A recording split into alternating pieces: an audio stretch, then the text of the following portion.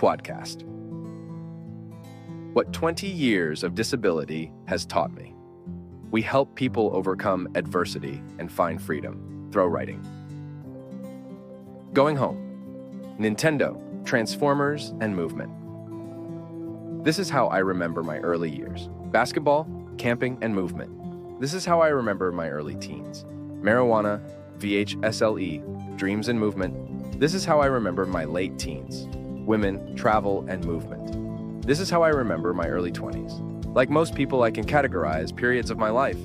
Specific objects, places, or people remind me of an era, and each era has a theme song. If I had to pick one album, though, that has played through every era, it would have to be Metallica's Ride the Lightning. Hang on 2 secs while I chuck it on. Anyhow, the next period of my life unfolded a little differently. Hospitals, fighting for survival, and no movement. This is how I remember my late 20s. Nope, life was not turning out at all as I planned. Kids, mortgage, and movement. This never manifested into a memory or a reality. But one day I realized that all these periods made me. Me. All these objects, places, and people made me. Me. Even as I was now laying paralyzed in a hospital bed, funnily enough, it was all these idiosyncrasies that kept me going.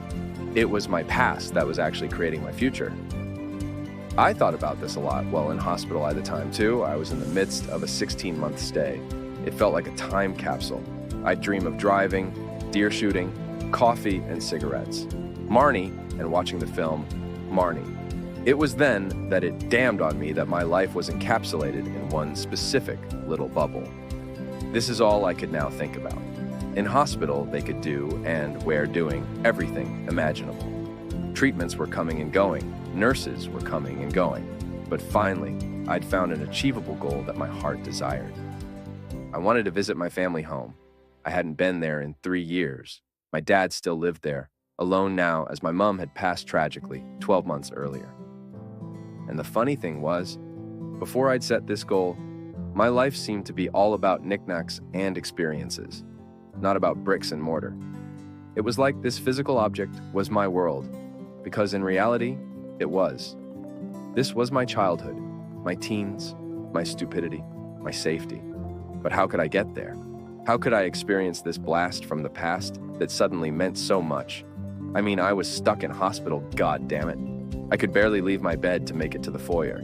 Visitors were a challenge. But by the power of Grayskull.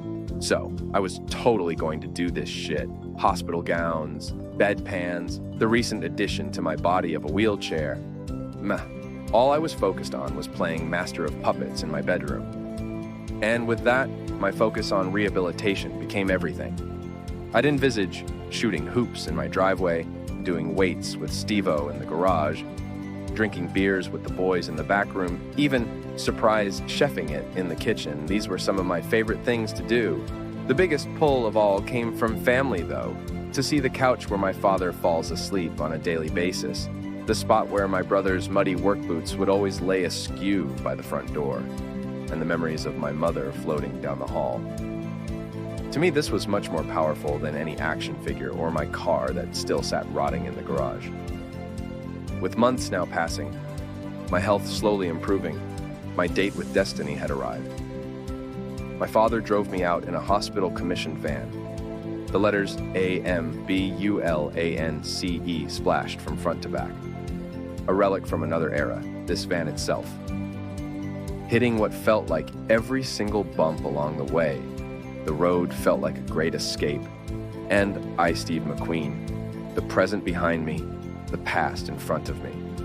Due to my height, I couldn't see out the windows, but the closer we got, I could almost sense the roads. I knew every turn, I knew every landmark, the memories flooding back to me of yesteryear. I could imagine everything beyond the vinyl roof. My friends' houses as we passed, the gritty smell of the Bouvelet Hotel, then with a much more pleasant scent, the Boone Chinese restaurant. Next were my high school bus stops, the netball courts, none of which I could see, and in a way I didn't need to, because I knew them all so well.